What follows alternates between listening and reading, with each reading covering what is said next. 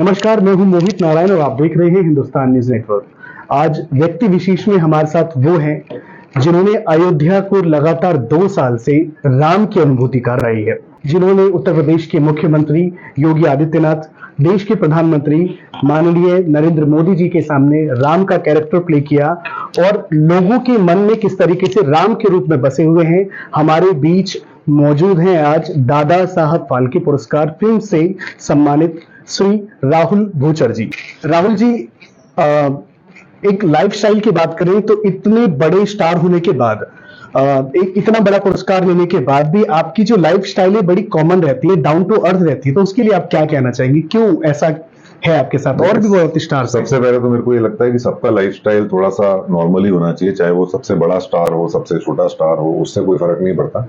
Lifestyle जो होता है ये आपकी अपनी अपब्रिंगिंग होती है, आपका जैसे आपके पिता ने, आपकी माता ने आपको पाल पोस के जिस हिसाब से बड़ा किया, उस हिसाब से लाइफस्टाइल डिफाइन होता है। डाउन टू अर्थ का जो एक शब्द होता है, एक लाइन होती है, वो वहां से डिफाइन होती है, आपके छुटपन से डिफाइन होती है। और मुझे लगता है कि सबको कितना भी कोई काम करे, अच्छा करे, जैसा भी करे, कितना भी करे, डाउन टू अर्थ रहना चाहिए, हर इंसान की इज्जत करनी चाहिए, हम्बल रहना चाहिए और उस भगवान, उस मालिक, उस परवरदिगार से सहम के, डर के रहना चाहिए। जब आपने सुना कि आपको राम का कैरेक्टर प्ले करना है, वो भी राम नगरी में, अयोध्या में, तो वो जो अनुभूति थी अंदर से, वो किस तरीके की थी? वो तो आप विश्वास ही नहीं कर सकते कि कितनी अच्छी और कितनी प्यारी एक अंदर से एक जो थॉट थी और एक जो इमेज आई। मैं आपको बता नहीं सकता कि मैं अपने आप को कितना सौभाग्यशाली मानता हूँ कि मैं श्री राम का किरदार श्री राम जी की नगरी में जा करके मैंने निभाया। एक बार नहीं, 2 बार नहीं, इस बार 3रा साल होगा। सो इससे अच्छी अनुभूति हो नहीं सकती। मुझे, मेरा ऐसा मानना है कि जब तक भगवान का स्वयं आप पे आशीर्वाद ना हो, जब तक भगवान स्वयं आपका चयन ना करें, तब तक आप किसी भी तरीके के भगवान का कैरेक्टर नहीं निभा सकते हो। वो उनका, आपका चयन वो स्वयं करते हैं और वो स्वयं चाहते हैं कि आप उनको निभाओ या ऐसा दर्शाओ दर्शकों के सामने कि वो कैसे थे, उनका आकार, उनका विकार, उनका प्रकार कैसा था। So I was the chosen one, I can only say that.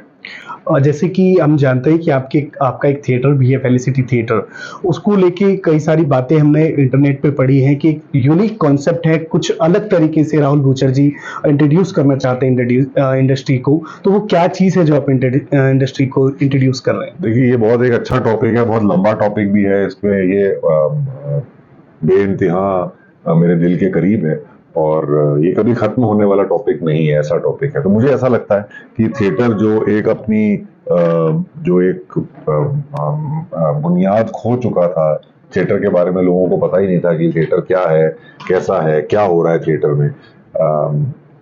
बहुत ही जिटरी ग्राउंड्स पे था थिएटर और हमने, मतलब जो भी थिएटर वाले होते थे, या तो किसी से ग्रांट मांगते थे या किसी से स्पॉन्सरशिप मांगते थे और फिर भी कोशिश करते थे कि किसी तरह ऑडियंस उस थिएटर में आए, किसी तरह कोशिश करते थे कि लोग आके उनका रंगमंच, उनका कार्यक्रम देखें। लेकिन फेलिसिटी थिएटर की ये मुहिम रही है कि हम ऐसा कंटेंट उनको दिखाएं, ऐसा प्रोडक्ट दिखाएं, ऐसा बेमिसाल थिएटर और स्टेज प्रोडक्शन दिखाएं कि लोग जो है वो टिकट खरीद के आए और थिएटर जो है, जो हम दर्शाना चाहते हैं, उसमें थिएटर एक्टर को भी पैसा मिले, चाहे वो सेलिब्रिटी ना भी हो। सेलिब्रिटी होना ना होना उससे फर्क नहीं पड़ता। नॉर्मल एक्टर को भी उसका जो व्यवसाय है वो थिएटर से ही शुरू और थिएटर पे ही खत्म। आज की तारीख में हम लोग क्या देखते हैं कि जो लोग थिएटर करते हैं वो या तो सुबह से शाम तक अपनी कहीं पे जॉब करते हैं, नौकरी करते हैं, या फिर कहीं स्कूल या कॉलेज में पढ़ते हैं या पढ़ाते हैं और उसके बाद टेम्पररी तौर पे या टेम्पररी माध्यम से आके थिएटर को परस्यू करते हैं।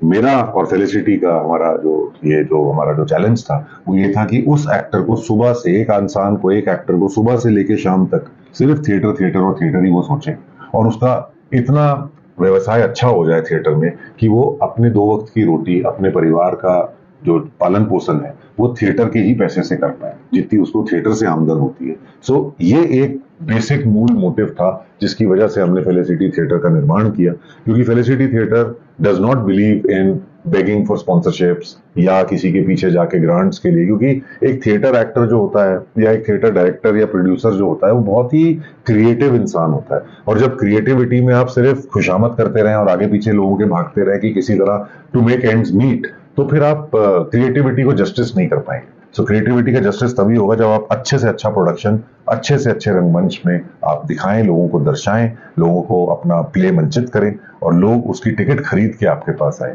सो वो एक जो चेंज लाने की हमने कोशिश की 2009-2010 से, वो आज रंग लाई है। और आज हमारी जो टिकट्स हैं बहुत अच्छी और बहुत हाउसफुल शोज हमारे जाते हैं, बहुत अच्छी टिकट्स की प्राइसेस होती हैं। और ये थिएटर एक चैरिटेबल ऑर्गेनाइजेशन है, बहुत हजारों बच्चे इसके साथ जुड़े हुए हैं जिनका पालन पोषण या जिनकी देखभाल या जिनकी पढ़ाई फेलिसिटी थिएटर चैरिटेबल ऑर्गेनाइजेशन के माध्यम से होती है। सर, पहले भी आपके लगभग सैकड़ों शोज हैं और स्पेशली महाभारत जिसमें आप कर्ण का किरदार निभाते हैं, उसके बाद आपने जो कैरेक्टर आपका सबसे ज्यादा देश में चर्चित है वो है राम का किरदार। तो कहीं ना कहीं लोग क्या सोचे कि राहुल भूचर जी एक डिविजनल एक्टर हैं, वो सिर्फ ऐसी चीजों में जाते हैं जैसे महाभारत और रामायण की चीजों को, कैरेक्टर को आपने छांटा अपने लिए कि मैं ऐसी चीजें करूंगा। तो क्या यही है या राहुल भूचर का कोई एक दूसरा भी एक रूप है जो अभी तक लोगों के सामने नहीं आया? देखिए, एक एक्टर होता है कोरी किताब, उस पर आप जो भी स्याही से लिख दो वो उस रंग में ढल सकता है, उसको एक्टर कहते हैं। अगर मैं अपने आप को बोल दूं कि मैं श्री राम जी के किरदार में सिर्फ वही करूंगा या सिर्फ वही कर सकता हूं, तो मैं एक टाइपकास्ट हो जाऊंगा और फिर मेरे को उसके बाद फिर और कोई कैरेक्टर ना मिलेंगे, ना मैं करने योग्य रहूंगा। या मैं अगर कर्ण करूंगा तो मैं सिर्फ कर्ण ही करूंगा। मैंने बहुत सारे किरदार निभाए, मैंने क्रांतिकारी का किरदार निभाया, मैंने दुर्योधन का निभाया, भगवान शिव का निभाया, कर्ण का निभाया, श्री राम जी का निभाया, मैंने एक लवर बॉय का निभाया है, मैंने एक फ्लर्टेशियस कैरेक्टर निभाया, मैंने एक लॉयर का किरदार निभाया है, मैंने मुगलों के एक बहुत अजीम शान शहंशाह का किरदार निभाया। बहुत अलग अलग किरदार निभाए हैं और ये सारे के सारे किरदार, एक सीबीआई ऑफिसर का किरदार निभाया। ये सारे के सारे किरदार जो है मेरे दिल के बहुत ज्यादा करीब है और मैं कोई भी किरदार जिसको मैं पकड़ता हूँ उसके अंदर मैं पूरी शिद्दत से घुस जाता हूँ और I try to enter the skin of the character. और मैं ये कोशिश करता हूँ कि मेरे ऑडियंस को पूरा का पूरा रस उस कैरेक्टर के द्वारा, उस कैरेक्टर के माध्यम से मिले, ताकि वो उसको अप्रिशिएट कर पाए और वो उस कैरेक्टर में उस एक्टर में वो कैरेक्टर देख पाए। सो यही है, मेरे को ऐसा नहीं है कि सिर्फ एक ही किरदार निभाना है। और आप देखते रहेंगे आगे चल के, you never know. As a actor Rahul Bhuchar ji क्या सोचते हैं कि बॉलीवुड में या फिर इंडस्ट्री में उनका फ्यूचर क्या होने वाला है?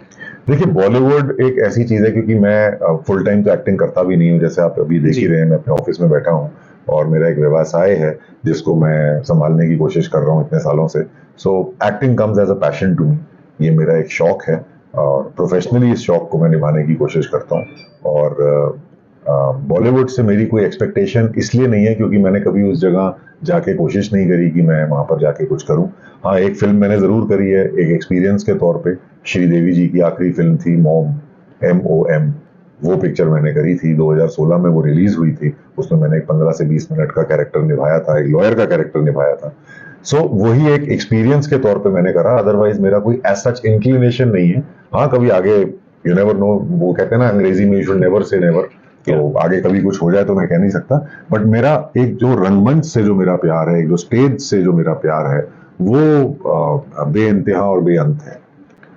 अगर दर्शक जानना चाहें कि राहुल भूचर जी क्या हमें दोबारा जो अयोध्या की रामलीला होगी उसमें राम के रूप में दिखाई देंगे, तो उसके लिए क्या मैसेज है कि हाँ मैं दिखाई दूंगा या नहीं? तो मैं श्री राम द्वार के सामने ही, श्री राम दरबार के सामने ही बैठा हूँ और मैं यहीं पे अपना नतमस्तक करता हूँ। और मेरे को ऐसा लगता है, जैसे मैंने आपको इस इंटरव्यू के पहले भी कहा, कि भगवान का कैरेक्टर निभाने के लिए भगवान स्वयं आपका चयन करते हैं। पिछले 2 साल से वो चयन कर रहे हैं। इस साल अगर उन्होंने चयन किया तो मैं आपको जरूर नजर आऊंगा। मेरा मन तो बहुत है, आगे श्री राम की कृपा और उनकी। अच्छा, आपको क्या लगता है कि भगवान राम के कैरेक्टर को करने के बाद जीवन में बदलाव क्या आया? बहुत बदलाव आए। ये जो मैं आपको एक स्थिरता से और एक ठहर के और एक जो एक स्टेबल होके जो मैं आपसे बातें कर रहा हूँ और एक स्माइलिंग फेस से जो बातें कर रहा हूँ, शायद मैं ऐसा पहले नहीं था। शायद गुस्सा आता था, अभी बहुत कम हो गया है। ये एक सबसे बड़ा बदलाव मैंने अपनी निजी जिंदगी में देखा है और मेरे से कुछ अब गलत होता ही नहीं। मतलब मैं आपको ये कैमरे पे बोल रहा हूँ कि मुझसे कुछ भी गलत चीज, ऐसा नहीं है कि पहले बहुत गलत करता था मैं, ऐसा कुछ भी नहीं है। बट ये था कि छोटी मोटी चीजें जो हो भी जाती थी, अब जो है वो बिल्कुल ही शांत हो गई और एक अंदर से स्पिरिचुअलिटी बहुत ज्यादा आ गई। राहुल भूचर जी अपने आप को क्या मानते हैं, एक्टर या कि बिजनेसमैन? दोनों।